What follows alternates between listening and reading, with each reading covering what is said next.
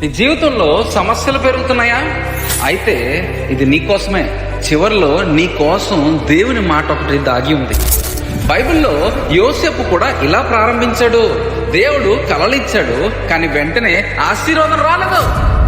అన్నదమ్ములేమో ద్వేషించారు, బానిసగా అమ్మేశారు.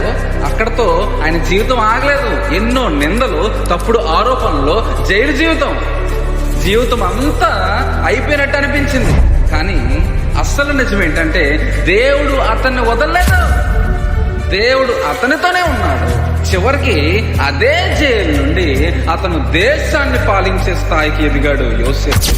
నువ్వు ఎదుర్కొంటున్నది శిక్ష కాదు, సిద్ధం చేసే ప్రక్రియను జ్ఞాపకం చేసుకో. కీడును దేవుడు మేలుగా మార్చాడు యోసేపు జీవితంలో. అలాగే నువ్వు ప్రస్తుతం అనిపిస్తున్నటువంటి కీడును దేవుడు మేలుగా మారుస్తాడు. అటువంటి కీడు ఒకవేళ నీ జీవితంలో ఉంటే దేవుడు దానిని గొప్ప మేలుగా మార్చుగాక. ఆమేన్. Download ShareChat.